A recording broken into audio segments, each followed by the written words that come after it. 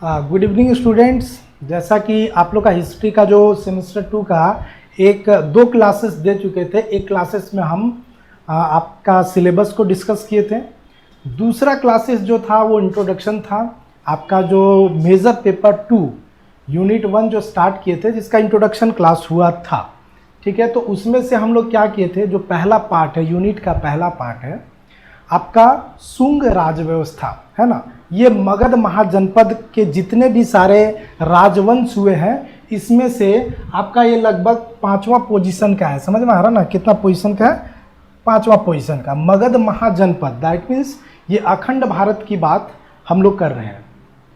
तो इसमें से आपको क्या है कि थोड़ा बहुत इंट्रोडक्शन हम करवा चुके थे, लेकिन क्या है कि उस क्लासेस में, पिछले क्लासेस में हम लोग का जो क्लास का टॉपिक है वो स्टार्ट नहीं हो पाया था। उससे पहले हम लोग क्या किए, काफ़ी इंट्रोडक्शन किए थे। ठीक है, कि ये वंश, शुंग वंश पढ़ने से पहले कौन कौन से वंश आए, कहाँ से ये बीसी के बारे में, एडी के बारे में, बीसीई के बारे में, ये सब चीज़ हम लोग पढ़े। चूँकि हिस्ट्री का पार्ट है, आपको समझना पड़ेगा। आप नहीं समझिएगा तो परेशानी में होइएगा। तो यहाँ तक तो हम लोग देख लिए थे। ये जो शुंग वंश, अब हम लोग आते हैं अपना टॉपिक पे, है ना। उससे पहले हम आप लोग को थोड़ा सा ये बता देना चाहते हैं कि क्लासेस आपका 2 दिन से अभी आपका हम लोग अपलोड नहीं कर पाए थे। क्योंकि धनबाद से हम लोग क्लासेस लेते हैं, तो धनबाद के बारे में ही हम बात करेंगे। काफ़ी बारिश हो रही थी, लगभग झारखंड के हर एक ज़िलों में मूसलाधार बारिश हो रही थी। कहीं कहीं पे तो नाव उतारने का ज़रूरत पड़ गया था। जैसे मतलब देखा जाए तो झारखंड जो पठारी रीजन है ना, पठारी क्षेत्र है। यहाँ पे क्या है कि बाढ़ आने का संभावना बिल्कुल नहीं है, लेकिन फिर भी मतलब काफ़ी बारिश हो रही थी, जिसके कारण वो हमारे साथ एक छोटा सा घटना घट गया। क्या घटना घट गया कि वो जो है ना स्लिपरी, एक तो जो स्लाइडर सैंडल होता है वो हम पहने हुए थे और स्लिप कर गए। स्लिप करने के कारण वो लेफ्ट हैंड में फ्रैक्चर हो गया। तो कल डॉक्टर से ट्रीटमेंट करवा लिए।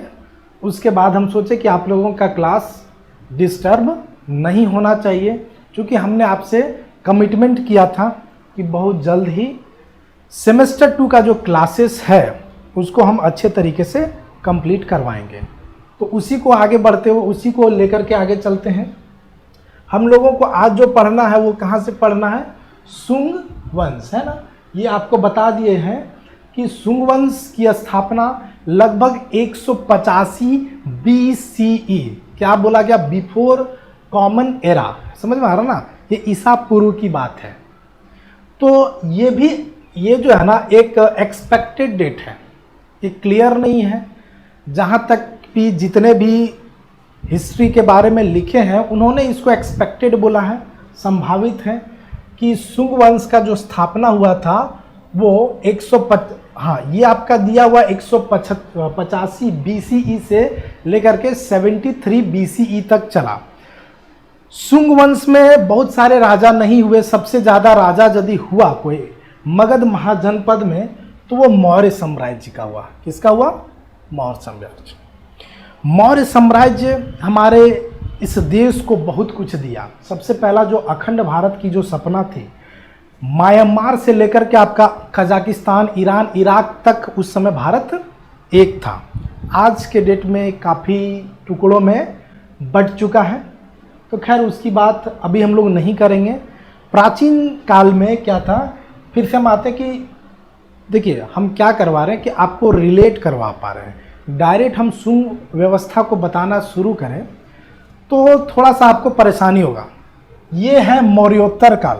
मौर्योत्तर काल में देखिए लगभग 8 से 10 राजा हुए, लेकिन जो सबसे फेमस राजा हुए वो चंद्रगुप्त मौर्य और सम्राट अशोक।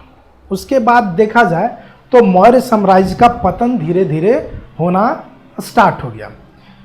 मौर्य साम्राज्य के जो संस्थापक थे चंद्रगुप्त मौर्य, वो मौर्य साम्राज्य के सबसे महत्वपूर्ण राजा हुआ करते थे और उनको, उनके एम्पायर को बढ़ाने में सम्राट अशोक की अहम भूमिका थी। अब देखिए शुंग वंश का जो स्थापना हुआ, यदि देखा जाए, हम एक वर्ड में यदि आपको हम बता दें कि इसके जो अंतिम शासक है बृहद्रथ, मौर्य काल के जो अंतिम शासक हैं जिनका नाम है बृहद्रथ, इनकी हत्या कर दी गई थी। तो किसके द्वारा किया गया था? पुष्यमित्र के द्वारा। किसके द्वारा किया गया था? पुष्यमित्र। यदि बताना चाहें तो एक सिंपल सा भाषा में किसी को भी हम समझा सकते हैं कि पुष्यमित्र ने मौर्य साम्राज्य के अंतिम शासक की हत्या करने के बाद वो जो अपना डायनेस्टी बनाया, अपना वंश बनाया, जिसको क्या बोला गया? शुंग वंश। लेकिन थोड़ा सा इस पहलू को हम लोग समझने का कोशिश करेंगे कि आखिर क्यों बृहद्रथ की हत्या पुष्यमित्र ने कर दिया, इसको थोड़ा सा हम लोग समझते हैं। तो देखा जाए पुष्यमित्र और बृहद्रथ का क्या कनेक्शन था, क्यों मारा, क्या कोई दुश्मन था? ऐसे तो हम लोग देखते हैं राजा महाराजा में या तो दुश्मन होते हैं जो अपने दुश्मन शत्रु या फिर राजा का मृत्यु का घाट उतार देते हैं, और दूसरे में अपने ही परिवारजन के कोई राजपद को लेने के लिए, राज की लोभ और लालसा लेने के लिए अपने ही परिवार में किसी का कत्ल कर देते हैं।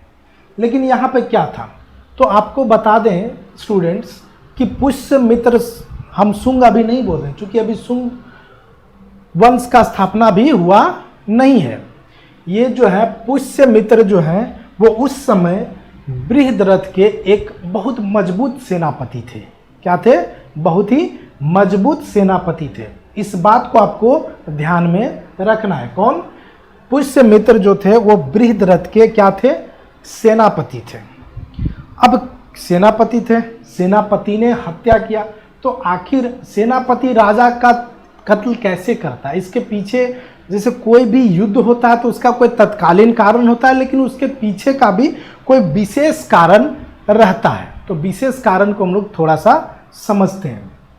देखिए, सबसे बड़ा यदि देखा जाए तो सम्राट अशोक के समय में बौद्ध धर्म को बहुत ही ज़्यादा बढ़ावा दिया गया था, है ना। बौद्ध धर्म उस समय एकदम काफ़ी चरम लेवल पे था, काफ़ी मतलब क्या बोल सकते हैं कि बौद्ध धर्म को बहुत ही ज़्यादा बढ़ावा मिल गया था सम्राट अशोक के समय, मतलब मौर्य काल में।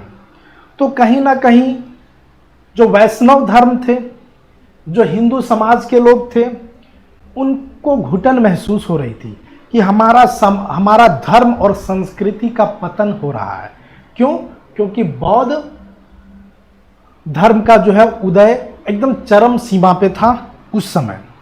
अब क्या है कि जितने भी वैष्णव धर्म को मानने वाले लोग थे, हिंदू धर्म को मानने वाले लोग थे, उन लोगों के मन में एक द्वेष होने लगा। किसके प्रति? मौर्य साम्राज्य के शासकों के प्रति। क्योंकि जैसे जैसे मौर्य साम्राज्य के शासक आए, उन्होंने भी बौद्ध धर्म को काफ़ी बढ़ावा दिया। देखिए, अब आपको लगभग ये जो कारण है वो समझ में आ गया होगा। और हम आपको बताते हैं कि पुष्यमित्र जो थे वो पहले ब्राह्मण शासक थे। किसका? मगध साम्राज्य का। यहाँ से आपका क्वेश्चन पूछा जा सकता है। क्या पूछा जा सकता है कि पहले ब्राह्मण शासक का नाम क्या है? तो पुष्यमित्र है ना। अब ध्यान ये दिया जाए कि ये ब्राह्मण शासक थे। यहाँ पे हम लोगों के पास क्या चल रहा था कि मौर्य के काल में क्या था, किसको बढ़ावा दिया जा रहा था? सबसे ज़्यादा बौद्ध धर्म को बढ़ावा दिया जाता था, और इनके धर्म का लगभग विलोपन हो ही चुका था। तो कहीं आम जनमानस का एक गुस्सा चरम सीमा पे था। ये खुद वैष्णव धर्म को मानने वाले थे। उसी समय मतलब कहीं ना कहीं इनके मन में ऐसा आया कि यदि और ये लोगों का डायनेस्टी बढ़ा तो हम लोग का धर्म संकट में है। बस ये तो मतलब पहला का रीज़न था। और यही रीज़न से मेन रीज़न यदि देखा जाए बृहद्रथ का हत्या का, तो यही है वैष्णव धर्म का बढ़ावा कि अब वैष्णव धर्म शासन करेगा। तो ये आपको समझ में आ गया होगा कि बृहद्रथ की हत्या क्यों हुई। तो बृहद्रथ का हत्या जो है वो कौन किए थे? तो उन्हीं के सेनापति पुष्यमित्र शुंग, है ना। उनकी हत्या करके इन्होंने अपना डायनेस्टी बनाया, जिसको क्या बोला? शुंग वंश।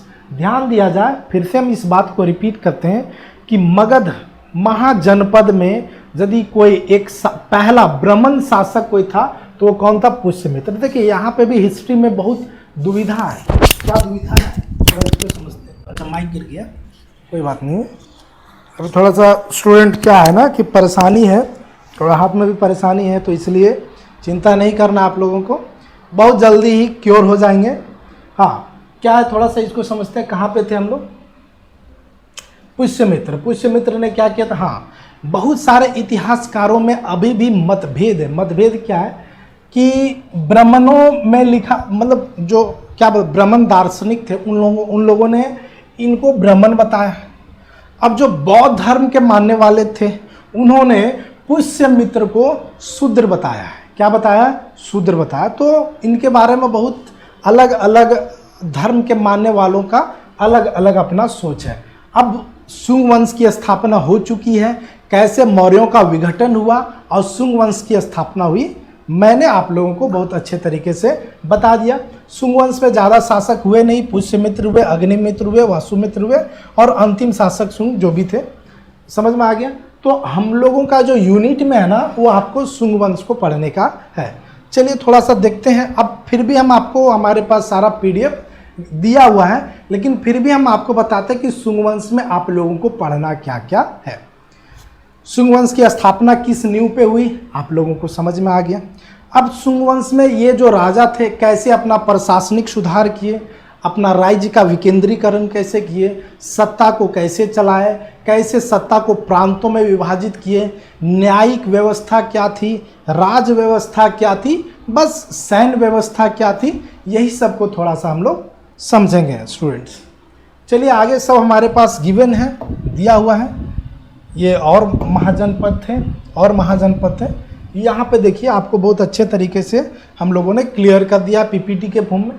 क्या दिया है कि शुंग साम्राज्य की स्थापना लगभग, देखिए क्लियर है, आपको एकदम क्लियर डेट नहीं बताया गया, 185 ईसा पूर्व, है ना, बिफोर क्राइस्ट, ईसा पूर्व से लगभग 73 ईसा पूर्व की राजनीतिक में मजबूत सैन्य और प्रशासनिक प्रणालियों के साथ राजशाही शासन का मिश्रण था। राजशाही शासन का मिश्रण, दैट मीन्स इसमें कुछ रईस लोग भी थे, ब्राह्मण लोग भी थे, मतलब सारे लोगों का क्या था, मिक्सचर था। ठीक है ना।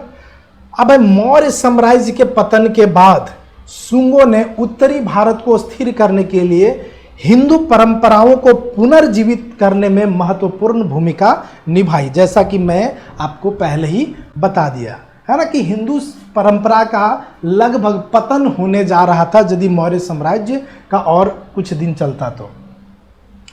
ठीक है स्टूडेंट्स, तो क्लियर है। पुनर्जीवित करने के लिए उनकी शासन संरचना, सैन्य संगठन, न्यायिक प्रणाली, आर्थिक नीतियां, सांस्कृतिक संरक्षण सामूहिक रूप से प्राचीन भारतीय राजनीतिक में उनके योगदान को परिभाषित करते हैं। ये हिंदुओं की संस्कृति को देखा जाए तो उनको बचाने में शुंग शासन व्यवस्था की बहुत अहम भूमिका थी। अब जो है आपको क्या क्या पढ़ना है वो हमारे इस PPT में अच्छे तरीके से गिवन है, मतलब हम आपके एग्जाम पॉइंट ऑफ व्यू से ही ये सारा कुछ बनाया है स्टूडेंट्स। क्या है देखिए, संस्थापक और शासन संरचना। तो फाउंडेशन संस्थापक कौन थे, पहले ही हम बता दिए कि संस्थापक शुंग साम्राज्य की स्थापना पुष्यमित्र ने 185 ईसा पूर्व के आसपास मौर्य सम्राट के जो अंतिम शासक हैं राजा बृहद्रथ की हत्या करने के बाद की थी। क्लियर है। पुष्यमित्र जो शुरू में हम आपको पहले ही बता दिए हैं, जो स्टोरी था एकदम विजुअलाइजेशन हम आपको स्टार्टिंग में करवा दिए स्टूडेंट्स। क्या इससे आपको एक आइडिया मिल गया होगा कि हम लोगों को पढ़ना क्या है। जो स्टोरी हम बताएं उसी से आपका लगभग सब क्लियर होगा। फिर भी एक बार कोशिश करते हैं कि इसको अच्छे से बताएं। देखते हैं, हम वीडियो को हम ज़्यादा लंबा नहीं करेंगे। तो यहाँ पे चल रहा है शायद, ठीक है। चलिए स्टूडेंट, क्या है कि संस्थापक, तो ये तो पढ़ लिए है ना। अब जिसमें हाँ क्या है कि जो मौर्य साम्राज्य का एक जनरल था, सेनापति था, ने सत्ता में कब्जा कर लिया और खुद को राजा घोषित कर लिया, जिससे मौर्य वंश का अंत हुआ और शुंग वंश की शुरुआत हुई। अब राजशाही, तो शुंग राज व्यवस्था में एक वंशानुगत राजशाही थी, जहां राजा ये है कि देखा जाए कि जो शुंग राज व्यवस्था में देखा जाए कि राजा ही सब कुछ थे, मतलब न्याय व्यवस्था, क्या बोल सकते हैं, अभी न्यायिका, विधायिका और कार्यपालिका होती है ना, तो ठीक उसी तरीके से सारा पावर किसके पास था, एक ही राजा के पास था। दिया हुआ है विधायी, कार्यकारिणी और न्यायिक, ये तीनों जो है वो राजा के पास ही शक्ति थी। राजधानी देखा जाए तो मगध महाजनपद के जितने भी शासक हुआ करते थे उनकी जो राजधानी थी वो सबकी राजधानी आपका क्या है, पाटलिपुत्र, जो आज के डेट में क्या है, पटना, समझ में आ रहा है ना, यहीं पे थी। तो इन्होंने सिर्फ अपना जो है राजधानी पाटलिपुत्र से चेंज करके विदिशा में कर लिया। कहाँ पे कर लिया, विदिशा, जो आज आधुनिक में देखा जाए तो कहाँ पे, वाराणसी में है ना। तो राजधानी वाराणसी जाना भी जाता है। वाराणसी क्यों, हिंदुओं के का एक प्रमुख स्थल है। तो राजधानी, प्राथमिक राजधानी पाटलिपुत्र, समझ में आ रहा है ना, जो आधुनिक पटना है, थी। उससे जो अपने राजनीतिक और आर्थिक महत्व के लिए प्रसिद्ध थी। अन्य प्रमुख प्रशासनिक और सांस्कृतिक केंद्रों में वर्तमान मध्य प्रदेश में विदिशा और काशी में आधुनिक आधुनिक वाराणसी में शामिल है। इन्होंने सिंपल सी बात है कि पाटलिपुत्र से अपना जो राजधानी चेंज करके कहाँ पे कर दिया, विदिशा में कर दिया।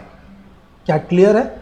चलिए अब केंद्रीय प्रशासन, सिंपल सा बात है कि केंद्रीय प्रशासन में सबसे प्रधान कौन होते हैं, राजा। राजा के पास ही सारी शक्तियां थी, सारे पहलुओं की देख रेख जो है वो राजा के ही अंदर होती थी। समझ में आ रहा ना, राजा मतलब राजा सर्वोच्च पदाधिकारी थे जो सेना, प्रशासन, न्यायपालिका सहित अन्य शासन, अन्य पहलुओं की देखरेख करते थे। औपचारिक, अनौपचारिक मतलब फॉर्मल, इनफॉर्मल, हर एक काम में इंटरफेयर राजा का रहता था।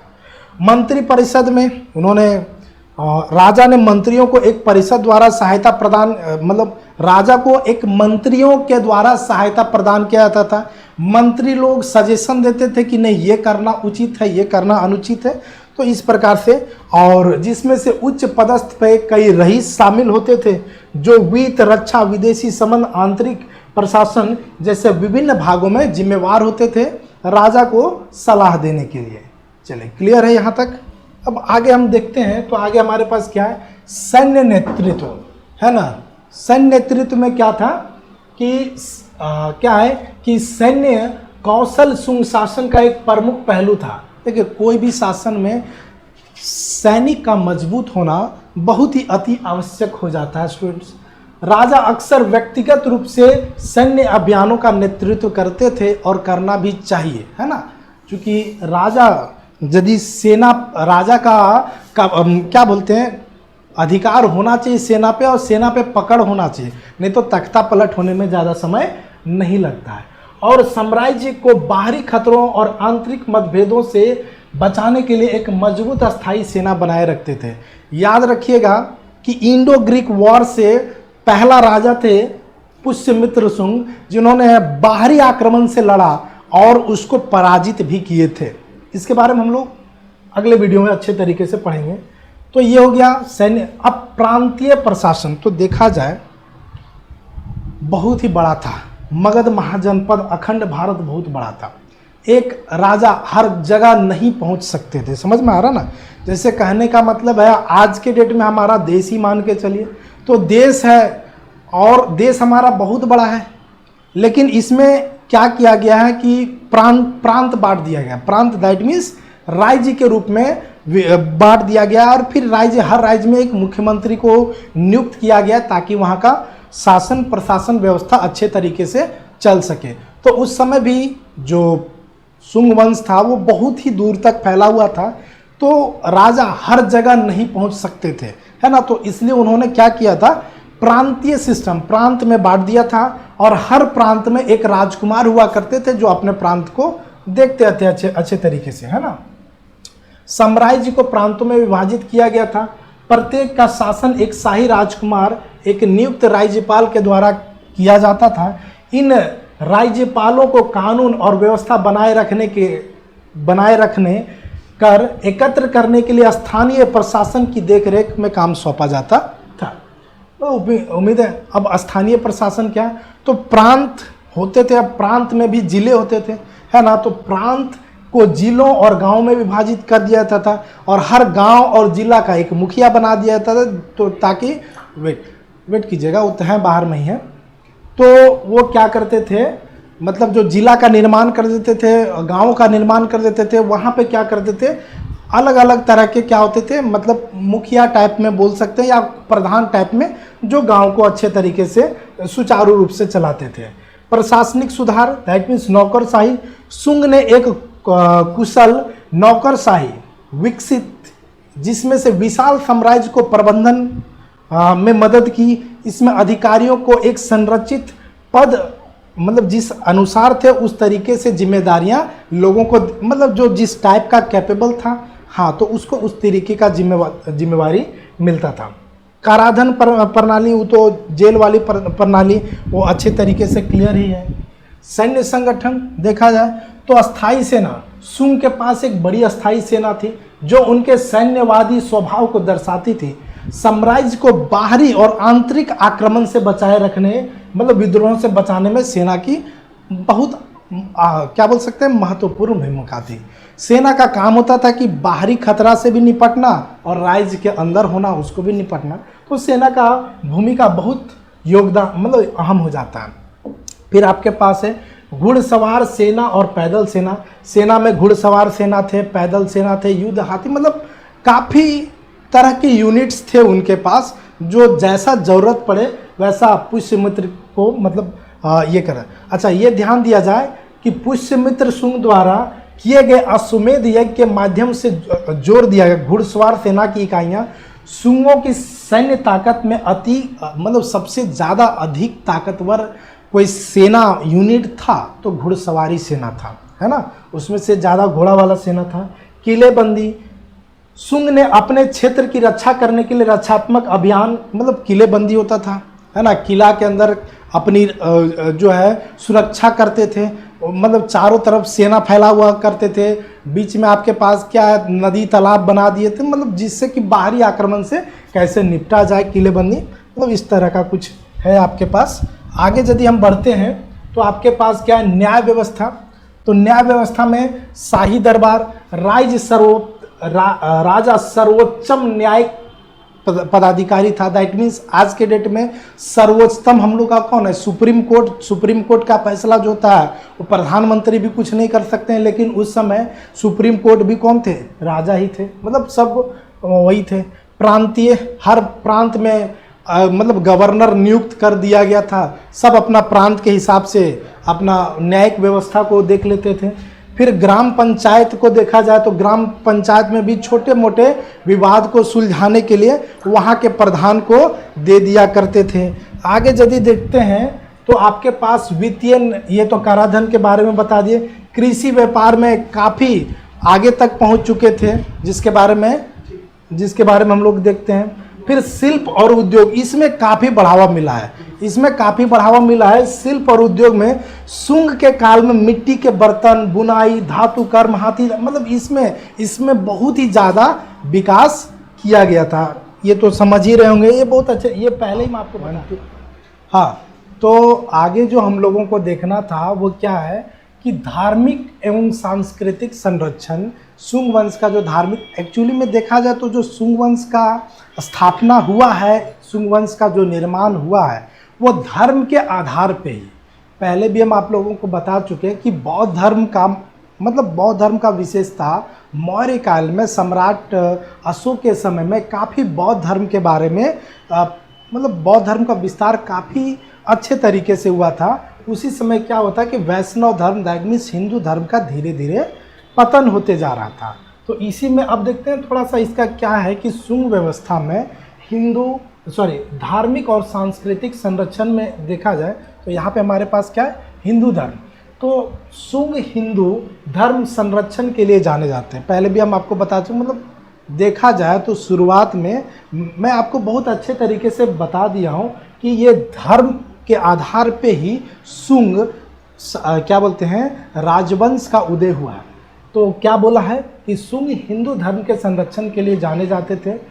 पुष्यमित्र सुंग जो है वो अश्वमेध यज्ञ करना, वैदिक अनुष्ठानों और ब्राह्मणवादी रूढ़िवादी नेचर के थे। अब देखिए एक ये अश्वमेध यज्ञ भी करवाए थे, है ना, तो जिसमें से ये अपना गुरु किसको माने थे, ऋषि पतंजलि को। कहीं पे इस पीडीएफ में दिया होगा। थोड़ा सा बौद्ध धर्म के बारे में देखते हैं। पहले हम आपको ही बता चुके हैं कि बौद्ध धर्म के ये खिलाफ थे। क्यों? क्योंकि इसका संरचना, इसका उदय बौद्ध धर्म के खिलाफ ही हुआ है। लेकिन जैसे जैसे उनकी शासन व्यवस्था बढ़ी, प्रशासन व्यवस्था बढ़ी, बाद में इनको लगा, चूँकि सम्राट अशोक के समय में बौद्ध धर्म वो लगभग पूरे देश में फैल चुका था, तो इनको भी लगा कि हमें हमारी शासन व्यवस्था चलाना है, तो एक छत्र कोई एक धर्म को लेकर के चलेंगे तो नहीं होगा। तो उन्होंने बौद्ध धर्म के लिए भी पहले तो क्या किया कि बहुत सारे बौद्ध धर्म के जितने भी स्तूपे थे वो हटवा दिए थे, तोड़वा दिए थे। लेकिन बाद में इन्होंने बनवाया भी। क्या है कि हिंदू धर्म के संरक्षण होने के बावजूद शुंगों ने बौद्ध धर्म का भी समर्थन किया। उन्होंने सांची और भरहुत में महत्वपूर्ण परियोजनाएं सहित बौद्ध स्तूपों और मठों का निर्माण और नवीकरण, मतलब और उसको नया करने में उनका योगदान रहा। कला और साहित्य के बारे में पहले ही बता चुके हैं कि इस काल में, इस शासन में कला और साहित्य पे बहुत ही ज़्यादा जोर दिया गया था। शैक्षणिक व्यवस्था में काफ़ी ज़्यादा जोर दिया गया। शुंगों ने संस्थानों और विद्वानों का समर्थन किया और शिक्षा को सीखने में बढ़ावा दिया, है ना, धर्मनिरपेक्ष ज्ञान देने पे जोर दिया। समझ में आ रहा ना? तो ये था अब हम लोग आते हैं इसका पतन की ओर। लगभग ये तो हो ही चुका है कि शुंग राज व्यवस्था में हम लोगों ने क्या क्या पढ़ा। शुंग का उदय कैसे हुआ, प्रशासनिक व्यवस्था कैसे हुआ, राजतंत्र का व्यवस्था कैसे हुआ, प्रांतीय व्यवस्था कैसे हुआ, जिला में कैसे लोगों को किया, गांवों तक कैसे विकास हर एक क्षेत्र तक पहुँचे, इसके लिए इन्होंने काफ़ी कुछ किया। अब आते हैं कि कहीं ना कहीं शुंग राजतंत्र का भी पतन हुआ, तब जाकर के मगध महाजनपद में कोई नए वंश का उदय हुआ था। तो इनका पतन का प्रमुख कारण जो है वो आंतरिक संघर्ष है ना। क्या हुआ कि प्रशासनिक कमजोरियां और आंतरिक संघर्षों के कारण केंद्रीय सत्ता को कमजोर कर दिया, जिसके कारण अस्थिरता पैदा हो गई। देखिए हम पहले भी आपको बताएं कि केंद्र में सिर्फ एक राजा होते थे, सारी प्रशासनिक, न्यायालयिक और कार्यकारिणी तीनों व्यवस्था उन्हीं के पास थी। लेकिन क्या कोई एक अकेला राजा पूरे अखंड भारत को चला सकता है? क्या नहीं चला सकता है। तो उन्होंने प्रांतों में बांट दिया था। प्रांत में भी कुछ कुछ गड़बड़ियां हुई, सैन्य बल कमजोर हो गए, ये प्रमुख कारण था। दूसरा है बाहरी आक्रमण। मेन तो कारण है आंतरिक व्यवस्था। जब देखिए कोई भी अपना घर में मजबूत नहीं होता है तो बाहरी आक्रमण करते हैं और आदमी प्रस्त हो जाता है, हार जाता है। इंडो ग्रीक, देखिए अभी यहाँ पे इंडो ग्रीक और शक जैसी विदेशी शक्तियों का लगातार आक्रमण हुआ। मैं आपको पहले ही बता दिया था कि ये पहला राजा था जो इंडो ग्रीक युद्ध में विजय प्राप्त हुआ था। लेकिन पश्चिम के देश लगातार आक्रमण किए, ऐसा नहीं कि एक बार आक्रमण करके उन्होंने छोड़ दिया। लगातार आक्रमण करने के कारण और सैन्य कमजोरियां थी, आर्थिक कमजोरियां थी, जिसके कारण आर्थिक संसाधनों पर दबाव डाला और इसकी ताकत का क्षरण हुआ, मतलब ताकत छिन्न भिन्न हो गया। अंतिम शासक की हत्या 73 ईसा पूर्व के आसपास अंतिम शुंग शासक देवीभूत, ये जरूर याद रखिएगा पहला शासक कौन थे और अंतिम शासक कौन थे। देवभूत की हत्या उन्हीं के मंत्री वासुदेव के द्वारा, वासुदेव शुंग की हत्या के कारण हुआ और शुंग वंश का मतलब अंत हुआ, ऐसा बोल सकते हैं। देखिए बृहद्रथ का हत्या करके शुंग वंश का स्थापना हुआ था। बृहद्रथ के जो मंत्री नहीं, सेनापति थे, कौन? पुष्यमित्र। और यहाँ पे देखा जाए तो इन्हीं का जो मंत्री है ना, देवीभूत का जो मंत्री है कौन? वासुदेव, उन्होंने ही इनकी हत्या कर दी। अगला देखा जाए आर्थिक तनाव। जब राजा, किसी देश का राजा स्टेबल नहीं होता है, उसका सबसे बड़ा रीज़न होता है आर्थिक। तो पहला तो ये जो आंतरिक संघर्ष था 1 नंबर पॉइंट पे। दूसरा नंबर पॉइंट पे आपको ये देना है, जब भी आप एग्ज़ाम में लिखोगे तो आपको ये चीज़ ध्यान रखना पड़ेगा बच्चों कि आपको क्या हिट करना है, कौन कौन सा पॉइंट लिखना है। मैं तो यहाँ पे आपको थोड़ा सा ही पॉइंट बता दिया हूँ, आपको लिखना यही पॉइंट, लेकिन इसमें से थोड़ा बहुत, अब आप ग्रेजुएशन के बच्चे हैं तो थोड़ा आपको बढ़ा चढ़ा करके लिखना पड़ेगा, मेन मुद्दा आ जाए फिर आप लिख सकते हैं। तो जब भी आप लिखिएगा तो ये आपका हाईलाइटेड मुद्दा होना चाहिए, ये आपका हाईलाइटेड मुद्दा होना चाहिए। आर्थिक तनाव एक बहुत बड़ी समस्या होती है जिसके कारण लोग उलझ जाते हैं, प्रजा उलझ जाती है, सेना उलझ जाते हैं, है ना। तो ये था। अगला देखा जाए प्रशासनिक भ्रष्टाचार, है ना। हर जगह प्रशासन में, यदि प्रशासन में भ्रष्टाचार हुआ तो राजा का शक्ति छिन्न भिन्न होगा, यही सब कुछ था।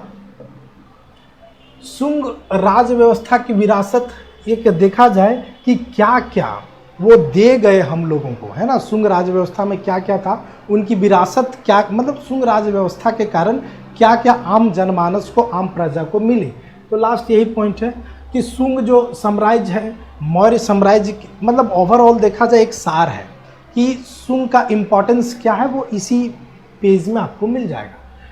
तो शुंग साम्राज्य ने मौर्य साम्राज्य के पतन के बाद उत्तर भारत को स्थिर करने में महत्वपूर्ण भूमिका निभाई। ये सब बोला जा सकता है उपलब्धियां। समझ में आ रहा बच्चों। कला, संस्कृति, धर्म में इनका बहुत ही ज़्यादा योगदान रहा, है ना। भारतीय सभ्यता पर अस्थायी प्रभाव छोड़ा। देखिए पहले क्या था, पश्चिमी सभ्यता बहुत ही ज़्यादा हावी था, है ना। और देखा जाए आज के समय में भी पश्चिमी सभ्यता काफ़ी बढ़ चढ़ करके हावी हो रहा है। तो ये हिंदुत्व बोला जाए या फिर वैष्णव धर्म का जो संरक्षण का काम किए हैं, वो शुंग राज व्यवस्था का ही एक विरासत है। तो यही सब कुछ है। पहले तो बौद्ध के स्मारकों को तोड़े थे, लेकिन बाद में अच्छे अच्छे स्मारक भी बना दिए थे, यही सब कुछ है। सांस्कृतिक समन्वयवाद, वास्तुकला विरासत, साहित्यिक उत्कर्ष, आर्थिक नींव और राजनीतिक स्थिरता, ये जो है इनका इम्पोर्टेंस पॉइंट है। तो क्वेश्चन ओवरऑल लगभग ये लास्ट पॉइंट है ना। इसके बाद ये तो आपका इंग्लिश में पीडीएफ है, सेम चीज़ जो अभी हम आपको हिंदी में बताएं बच्चों, सेम यही इंग्लिश में। यदि आप लोगों को लगता है कि नहीं सर इंग्लिश में भी बता दीजिए, तो अब देखेंगे कि कमेंट के ऊपर कितना कमेंट आता है, फिर हम इंग्लिश में भी बताएंगे। ओवरऑल फिलहाल अब हम क्वेश्चन लिखने पे बात करते हैं। ये तो आपका स्टोरी हुआ, हम आपका क्वेश्चन भी करवाएंगे, शॉर्ट क्वेश्चन, लॉन्ग क्वेश्चन जो है। लेकिन आपको क्वेश्चन लिखना कैसे है, सिर्फ पढ़ा देना ही हमारा मकसद नहीं है बच्चों। हमारा कोशिश है कि आप कितना अच्छे से राइटिंग कर पाओ, आंसर कितना अच्छा से लिखो, आप उतना बेहतर मार्क्स ला सकोगे। तो यदि शुंग राज व्यवस्था से क्वेश्चन बन सकता है तो क्या बन सकता है। सबसे पहली बात है कि शुंग मौर्यों का पतन क्यों हुआ, शुंग राज व्यवस्था का उदय किस नींव के आधार पे हुआ, यहाँ से हो सकता है। बहुत अच्छे तरीके से हम बताएं। शासन व्यवस्था, प्रशासनिक व्यवस्था, राजतंत्र व्यवस्था, यही सब क्वेश्चन आ सकता है। क्या उपलब्धियां थी, ये क्वेश्चन आ सकता है। पतन होने का मुख्य कारण क्या है, बस यही सब क्वेश्चन आ सकता है। ओवरऑल देखा जाए हम आपको इतने अच्छे तरीके से बताएं कि यदि आप एक बार सुने होंगे तो आपको लिखने का भी ज़रूरत नहीं पड़ेगा बच्चों, आप आराम से। लेकिन हमारा फिर भी दायित्व है कि हम आपको MCQ टाइप का क्वेश्चन, शॉर्ट क्वेश्चन और लॉन्ग क्वेश्चन को भी करवाएंगे। बने रहिए। आप लोग जितना अधिक प्यार दीजिएगा उतना अच्छे तरीके से हम इसको बता पाएंगे। हमें आपका पॉजिटिव रिस्पांस मिलेगा, तब हमें खुद और एनर्जी मिलेगा कि हम आपको सेटिस्फाइड कर दें। आज के लिए इतना ही, मिलते हैं नेक्स्ट वीडियो में। धन्यवाद।